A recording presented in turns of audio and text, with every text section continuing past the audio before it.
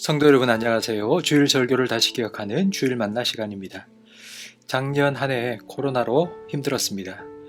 여기서도 이렇게 힘들었는데 선교지에서는 얼마나 힘들었을까요? 세계적 대유행이 시작되면서 선교부와 선교단체들은 선교사님들에게 철수 지시를 내렸습니다. 그러나 곧 국경이 봉쇄되면서 현지에 남을 수밖에 없었던 선교사님들도 많이 계십니다. 엎친 데 덮친 격으로 어려움을 겪던 한국 교회들은 선교 후원금을 줄였습니다. 작년 한 해 40% 정도 줄어들었다고 합니다. 작년부터 선교는 큰 어려움을 겪고 있습니다. 예수님께서는 땅끝까지 이르러 내 증인되라는 지상 명령을 우리에게 주셨습니다. 이 명령을 철회하지 않으실 거라면 왜 이렇게 선교가 중단되는 것 같은 상황을 우리에게 주신 걸까요? 지금의 이 상황을 다른 관점으로 봐야 합니다. 관점을 바꾸면 위기가 기회가 됩니다. 오늘 본문 사도행전 마지막 그리고 바울 선교 여정의 마지막 기록이 오늘 본문 내용입니다. 바울은 로마 황제에게 재판을 받기 위해 로마에 와서 2년 동안 가택연금을 당했습니다. 왜 바울에게 이런 시간을 주신 것일까요? 첫째, 오랜 선교 여행으로 지친 바울에게는 쉬는 시간이 필요했습니다. 하나님께서는 2년의 시간을 통해 바울에게 쉼을 주셨습니다. 바울의 비전은 땅끝 스페인까지 가서 복음을 전하는 것입니다. 2년은 땅끝까지 갈 영육의 힘을 충전하는 시간이었습니다. 나무꾼이 나무를 자라기 위해 반드시 도끼날을 날카롭게 갈아야 하는 쉬는 시간이 필요합니다.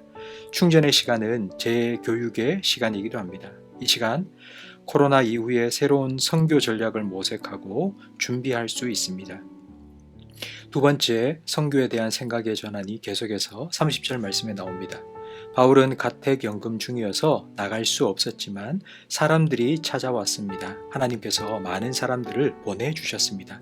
작년 한 해 한국교회는 선교사님들을 해외로 파송할 수 없었습니다. 하지만 우리에게로 찾아온 사람들은 많았습니다.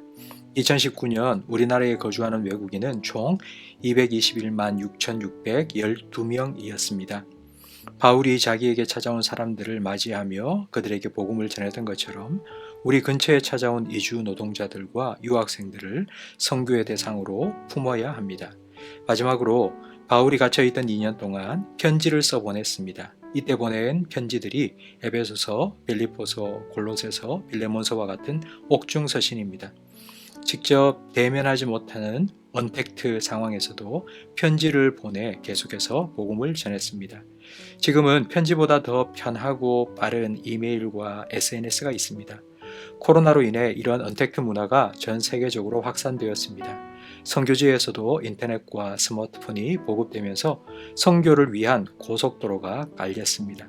직접 대면하지 못해도 인터넷과 스마트폰으로 계속해서 복음을 전하는 원격 선교가 더욱 활발해지고 있습니다. 올해도 여전히 전 세계 사람들은 고통받고 위축되고 있습니다. 선교도 위축된 것처럼 보입니다. 하지만 이 시간은 하나님께서 주신 잠깐의 충전과 재정비의 시간입니다.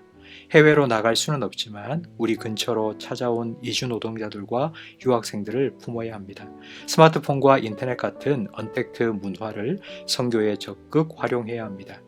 이렇게 관점을 달리해서 보면 지금은 선교가 위축되는 것이 아니라 확장되는 시간입니다.